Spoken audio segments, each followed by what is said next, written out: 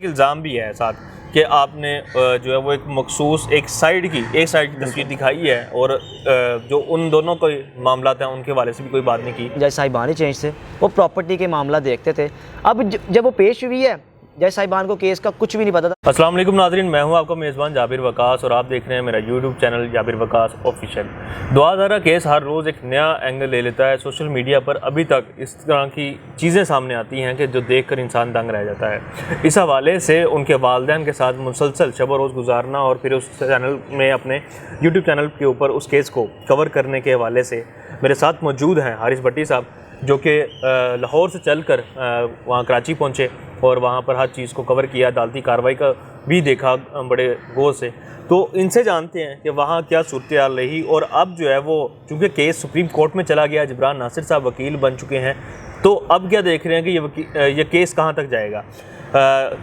हारिस, आप ये बताइएगा कि आप वहाँ पे उनके वालिदैन के साथ रहे हैं, आपके ऊपर एक इल्ज़ाम भी है साथ कि आपने जो है वो एक मखसूस एक साइड की तस्वीर दिखाई है और जो उन दोनों कोई मामलात हैं उनके वाले से भी कोई बात नहीं की। तो ये केस किस हद तक कहाँ तक पहुँचा है? अच्छा जाबिर भाई, मैं स्टार्ट में बात करना चाहूँगा। हर कोई मुझे ये बात करता है कि यार आपने ना इस केस को वन साइड किया। आप अगर अभी मेरा चैनल विज़िट करें तो सर, मैंने राय खुरम जिसने कोर्ट मैरिज करवाई है, मैं उसके पास गया। इस चीज़ का जो गवाह मेरा दोस्त सनीब भी है, फरहान भी है, हमको 3-4 दोस्त इवन के miss अमरियम Ikram voice of Pakistan पे होती हैं। हम 3 से 4 लोग जाते हैं राय खुरम के पास और वहाँ जाके इंटरव्यू करते हैं जिसने कोर्ट मैरिज करी। काफ़ी बहस होती है उस इंटरव्यू में और सख्त सवालात भी करते हैं, लेकिन वो एक ही बात करते हैं कि भी पाकिस्तान में कोई अगवाकार का केस होता ही नहीं है, ये झूठे हैं, कोई ऐसा है ही नहीं है। फिर हमने कहा सर ठीक है, आपकी रसाई उन तक है, आप हमारा इंटरव्यू करवा दें। वो ऐसा नहीं हो सकता, पॉसिबल नहीं है। इवन के ईद के करीब हम आ गए। ईद के दूसरे दिन हमारा प्लान था उकाड़ा चलते हैं। बात हुई हमारी SHO तक, SHO ने आखिरी टाइम पर हमें इनकार कर दिया। अब जाहिर सी बात है, जो लोग हमें रज़ामंदी ज़ाहिर कर रहे हैं कि हम आपसे बात करना चाहेंगे, फिर उनकी तरफ जाएंगे ना। मैं चला गया कराची, उनके वालिदैन से रज़ामंदी उन्होंने ज़ाहिर की। हमने कहा पाएँ 100 बिस्मिल्लाह हम जाते हैं। उन्होंने बड़ा हमें बिठाया, प्रॉपर बात बताई, हर चीज़ बताई बच्ची का, इवन के बच्ची की वो पासपोर्ट, बच्ची का वो डॉक्यूमेंट, जितने भी स्कूल के डॉक्यूमेंट्स थे। उसमें उन्होंने कहा यार सबसे पहली चीज़ आप ये देखो कि बच्ची की जो उम्र बताती है वो बताती है 17 साल। अब आप हैं, मैं हूँ, हमारे वालिदैन के पास बेफॉर्म होंगे, हमारे डेट ऑफ बर्थ होंगे, हमारे स्कूल के कार्ड, हर चीज़। उन वालिदैन के पास भी वही चीज़ें, लेकिन उसके बावजूद बच्ची से ये करवाया जाए कि मेरी उम्र 17 साल है। मैंने वहाँ जाके ये किस कोर्ट में ये देखा है, पहले 19, 24 और 30 को तो बच्ची को पेश किया नहीं जाता। अच्छा, ये चीज़ें तो हमने देखी, लेकिन अब गुज़श्ता रोज़ एक वीडियो भी सामने आई है। उनके वालिद जो है वो सर पे कुरान पाक रख के ये कह रहे हैं कि इतनी बच्ची की एज है और बड़ी चीज़ें दोबारा से जो उन्होंने मास्क में भी की, लेकिन वो जज्बाती अंदाज में कुरान पाक को भी अब सर पे रख लिया है और वो शायद बेबस हैं एक बाप, लेकिन वो कोशिश कर रहा है कि उसकी बेटी किस तरह वापस मिल जाए। तो ये चीज़ें आगे क्या देख रहे हैं? जाबिर भाई, बड़ी एक अलमी है कि वो उस बाप को 2 माह के बाद इस हद तक मजबूर कर दिया गया कि रात को बैठ के 26 मिनट पहले दिन से लेके कल तक तमाम केस की फाइंडिंग्स बताई, अपनी शादी की मूवी दिखाई, अपनी पिक्चर्स दिखाई, शादी पे डेट चल रही है, तारीख चल रही है, दिन चल रहा है, हर चीज़ चल रही है, वो दिखाई। उसके बाद एंड पे कहा कि भाई अगर इन चीज़ों के बाद भी अगर आप मुझे झूठा कहते हैं तो मेरे पास आखिरी ख्याल सिर्फ कुरान पाक है, इसको तो अब नहीं है, ये तो हमारा ईमान है, इसके बाद तो कोई चीज़ रह ही नहीं जाती। उनके वालिद साहब ने सर पे कुरान रख के बोला है।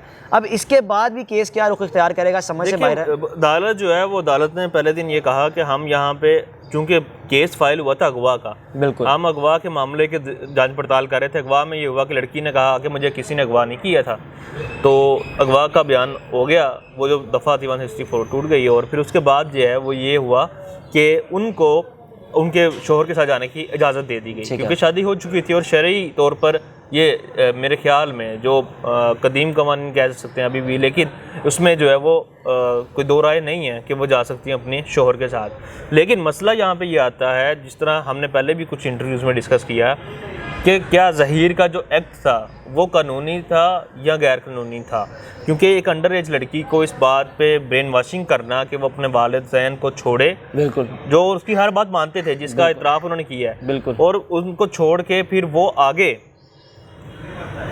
आकर ज़हीर से शादी कर ले। एक तरफ उसके लिए वो लड़की इतना बड़ा एक्ट करती है, वहाँ से आती है और यहाँ पहुँच जाती है, लेकिन दूसरी तरफ वो यहाँ पे आके ये कहती है कि जी मुझे तो पता ही नहीं था, या ज़हीर को पता ही नहीं था कि मैं आ रही हूँ, और एकदम वो पैसे भी निकल आते हैं। 22,000 रुपये एक छोटी रकम तो नहीं है मीडियोकर फैमिलीज़ के लड़के के लिए, और जो अभी सिर्फ कोई सरकारी नौकरी नहीं है, वो सिर्फ एक मोबाइलों की दुकानों में मोबाइल वगैरह ठीक करता है। बिल्कुल। तो अगर ये मामला है तो इसमें कहाँ तक सदाकत है कि ये केस जो है वो उसमें जो अंडर एज लड़की को बहला फैसला कर अपने साथ शादी के लिए जो है वो मजबूर करवाना, इस सेंस में जज्बाती तौर पर उसको तो अपने ट्रांस में लेकर, तो इसके खिलाफ तो कानूनी कार्रवाई होगी। जाबिर भाई, आपको भी एक अरसा हो गया क्राइम रिपोर्टिंग करते हुए, आए दिन आप मुख्तलिफ केसेस देखते रहते हैं, पुलिस के साथ आप कनेक्टेड रहते हैं, मुख्तलिफ वारदातें हैं, मुख्तलिफ कोई भी लाहौर में ख़ासतौर पर जो केसेस होते हैं, बोल टीवी से आपका ताल्लुक़ है और आपकी ख़बर की एक बड़ी ख़बर की एक बड़ा एक असर रसूख होता है कि भाई जाबिर वकास बोल टीवी से ख़बर आई है और ये ख़बर का एक उस पर एक्शन भी होता है।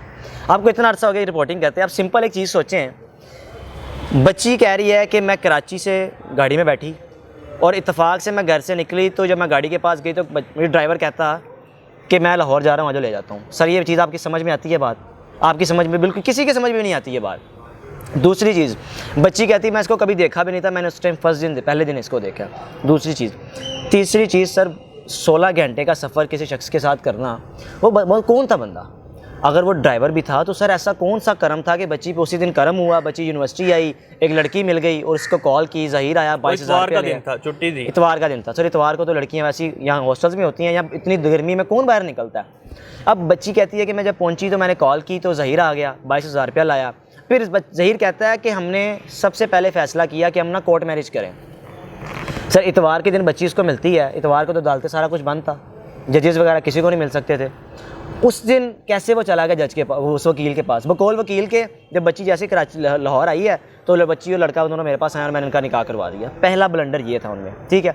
अब दूसरी चीज़, सर आप ये सोचें, जब बार बार एक बात चीज़ अपनी लहरा रहा है कि मेरी बच्ची 17 साल की नहीं है, 14 साल की है, तो सर उसमें बच्ची का फिर मेडिकल करवाया जा रहा है।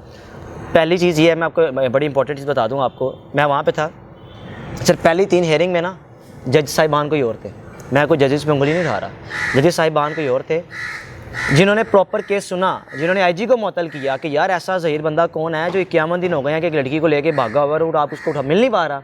ना पंजाब पुलिस ना सिंध पुलिस, मिल के पंजाब पुलिस का एक नाम है, सिंध पुलिस तो चलो नाकाम हो गई, पंजाब पुलिस भी नाकाम हो गई है। सर बच्ची को जिस दिन पेश किया जाता है उस दिन जज साहिबान ही चेंज थे, वो प्रॉपर्टी के मामला देखते थे। अब जब वो पेश हुई है, जज साहिबान को केस का कुछ भी नहीं पता था, फाइल उनके हाथ में आई, उन्होंने कहा अच्छा यार छोड़ो केस, बताओ क्या है। बच्ची को कटहरे में लाए, कितनी साल उम्र है? 17 साल। क्या हुआ था? मैं खुद गई थी, मैं इससे प्यार करती हूँ। किसके साथ जाना? ज़हीर के साथ। उसने कहा तो केस ही ख़त्म है। तो सर इसका मतलब है कि आपने बाकी जो 3 हेयरिंग्स हुई जज साहिबान की, उसको ख़त्म कर दिया, उसकी कोई आपने अहमियत ना रखी। दूसरी बात है 50-51 जैसे माँ बाप जो ददर की ठोकरें खा रहे हैं, आपने उसको भी रिजेक्ट कर दिया, आपने बच्ची को बुलवा के बयान दिलवा के ख़त्म करवा दिया। सिंध के कानून के मुताबिक 18 साल से कम उम्र बच्ची शादी नहीं कर सकती। अगर उसने कर भी लिया है, वापस आती है, उसको बुला के शेल्टरों में भेजते हैं, उसको रखते हैं वहाँ पे। 18 साल की उम्र जब होती है फिर उससे पूछते हैं कि हाँ भी अभी अपने शौहर के साथ जाना है या अपने माँ बाप के साथ जाना है। सर इतने बड़े इस केस में ब्लंडर हैं, उसके बाद भी अगर ये चीज़ आप समझ लें, सोच लें कि भाई वो ज़हीर बड़ा नॉर्मल शख्स है, वो कर ली है, तो चीज़ें समझ में नहीं आती। लेकिन कुछ मखसूस लोगों को जो उन्होंने इंटरव्यू दिए हैं वहाँ पे वो ये एक्ट कर रहे हैं कि बहुत खुश हैं, और इवन ये कि लोगों ने या जो यूट्यूबर्स हैं जो उनके तर्जमान बने हैं, उन्होंने ये कहा है कि वो तो वहाँ पे हमने ऐसे देखा कि वो अपने वहाँ पर एक्ट ऐसे लगता है लोगों का कि जैसे लोग वहाँ पे ज़हीर और उसके घर वाले खुद दुआ ज़हरा की मान के चल रहे हैं। ये लगता था आपको या ये चीज़ें हैं? जाबिर भाई, उन लोगों को इंटरव्यूज़ दिए गए जो पहले दिन से उस माँ बाप के ख़िलाफ़ लगे हुए थे। सर यहाँ तो ना आपको क्यों नहीं दिया गया? किसी भी न्यूट्रल बंदे को, चले मान लिया बच्ची अगर कह रही है इंटरव्यू कि मैं खुद आई हूँ, तो सर एक प्रेस कॉन्फ्रेंस जो एक हाल है ना, यानी कि लोगों के शक व शुबहात दूर करें। प्रेस क्लब दूर नहीं है, या कहीं भी मीडिया को बुला लें, यहाँ पे कोई 10 से 15 चैनल्स को बिठाएं, कैमरे लगाएं। सर हर सीनियर सहाफ़ी जब बच्ची से सवाल करेगा ना, तो सर मजाल है कि बच्ची जवाब दे जाए। वहाँ बैठी तो एक सिंगल 1 मैन लड़की को या 1 मैन लड़के को या किसी आदमी को वो बच्ची जवाब दे रही है ना, मैं कैसे आई, मैं ऐसी हुई। जब कोई सीनियर बंदा बैठेगा ना, जब वो कहेगी कि मैं कराची से लाहौर आई, मुझे गाड़ी वाला ले आया, तो सर आप जैसा बंदा कोई भी ना जो सीनियर बंदा है, वो पूछेगा बच्चे ये बात समझ में नहीं आती, कोई और कहानी सुनाओ। सर वहाँ बच्ची फंस जाएगी, वहाँ पे लोगों का एक शक व शुबहात बढ़ जाएंगे कि भाई कोई कुछ और केस है। बच्ची को पूर्ण स्क्रिप्टेड बढ़ाया गया कि आपने ये बोलना है इंटरव्यूज़ में ये, और तीनों इंटरव्यूज़ में से एक ही बात की है।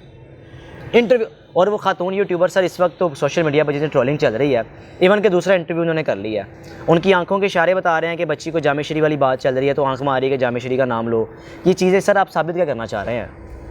अच्छा, मुझे ये बताएं हारिस के आप क्या साबित करना चाह रहे हैं, आप किस चीज़ के पीछे हैं? सर मैं इस चीज़ से कहता हूँ कि मैं इस चीज़ को छोड़ दें, गई है या नहीं गई ये एक अलग चीज़ है।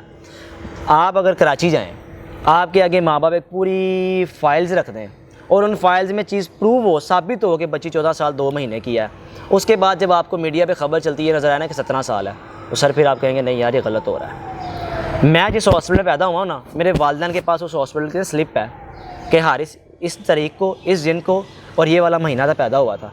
उन माँ बाप के पास वो भी है। सर उसको आप ख़त्म उसको जुटा सकते हैं? नहीं जुटा सकते। ये चीज़ें सबसे हमारी मेरे लिए बड़ी खौफजदा चीज़ें। और दूसरी बात ये कि चलें मान लिया केस कुछ भी नहीं है, बच्ची खुद आई है, घर है, खुश है, आपने 23 लोगों को गिरफ़्तार क्यों किया? 23 लोगों को, 11 लोगों को मैंने अपनी आंखों से देखा सर ट्रायल कोर्ट पे आते हुए। मोबाइल की उस वीडियो मेरे मोबाइल में है, उनमें यंग लड़के भी हैं, बूढ़े लोग भी हैं, कुछ भी नहीं है केस। अगर दुआ के ज़हीर के पीछे कोई लोग है ही नहीं है तो अब 23 लोगों को कराची, लाहौर से कराची क्यों लेके गए हैं?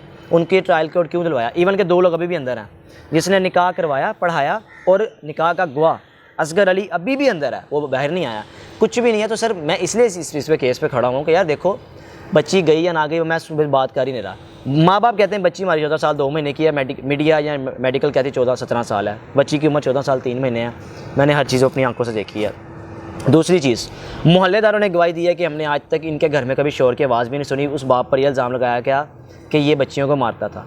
तीसरी चीज़, बाप पर यह इल्ज़ाम लगाया कि ये FIA से मफरूर है, ये 2 नंबर कारोबार करता है, ये धंधा करता है। सर 20 दिन उनका घर सील रहा है। अगर वो ये काम करता तो 20 दिन सील रहा,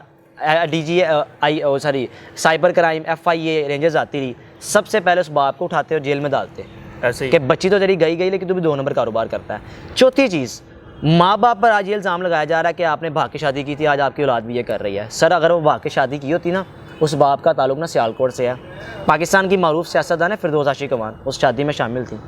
भाग के शादियाँ ऐसी नहीं होती, और जिस भाग के जो शादियाँ होती हैं ना उनमें प्रॉपर मूवीज़ भी नहीं बनती है, ढोलकी भी नहीं बजती, माइयों भी नहीं होती। सर हर चीज़ को पहलू का सोचें ना, फिर आप कहेंगे कि हाँ यार माँ बाप के साथ ज़्यादती हो रही है, जो कि मैं खुद कहता हूँ, और मैं माँ बाप के साथ खड़ा हूँ, जो मर्ज़ी हो जाए। अच्छा, मुझे ये बताएं कि इस वक्त जबरान नासिर जो हैं वो उनके वकील बन चुके हैं और मामला सुप्रीम कोर्ट में चला बिल्कुल। गया, तो उनके वालिदैन क्या सोच रहे हैं कि वो क्या प्रोसीडिंग करवाएंगे? अगवा वाला मामला तो ख़त्म हो गया, अब वो किस चीज़ के पीछे हैं, क्या चीज़ सर बकौल उनके वालिदैन के अभी भी वो कहते हैं कि बच्ची को ट्रैप किया गया, बच्ची किसी गिरोह के हाथ में है और बच्ची को हमारी अगवा करके लेकर गए हैं। अकेली बच्ची अगर ड्राइवर को जाती है तो ड्राइवर के साथ नहीं जा सकती, कोई लोग आए होंगे वो लेकर गए हैं। पहली चीज़, जिब्रान नसीर साहब का वही इनिशिएटिव है।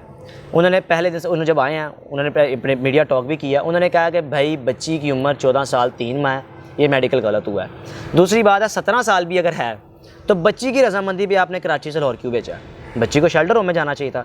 ये 2 चीज़ें हैं जिनको लेकर वो अदालत में गए हैं सुप्रीम कोर्ट में, कि ज़ाहिर सी बात है जहाँ की FIR है उसी शहर सूबे के हवाले से आप फैसला करेंगे ना।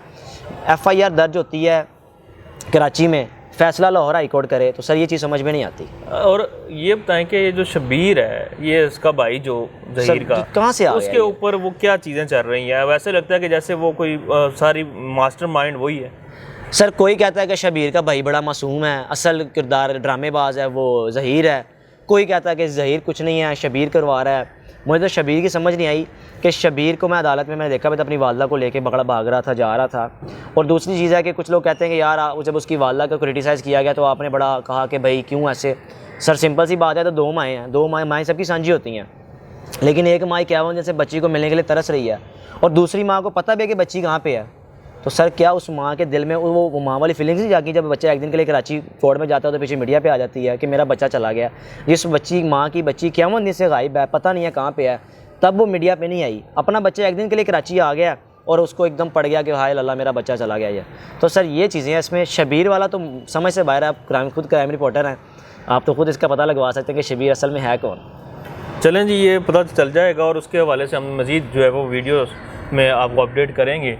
मेरा ये वीडियो शूट करने का मकसद ये था कि वो शख्स जो कि हारिस उनके वालिदैन के साथ रहा, वहाँ पे हर एक से मिला, अदालती कार्रवाई देखी। शैला रज़ा भी वहाँ पे इनके साथ मिली और इन्होंने देखा कि एक ऐसी हुकूमत जो कि उस सिंध में रही है और उन्होंने वहाँ के कानून के मुताबिक फ़ैसला करवाना चाहा, लेकिन नहीं हो सका।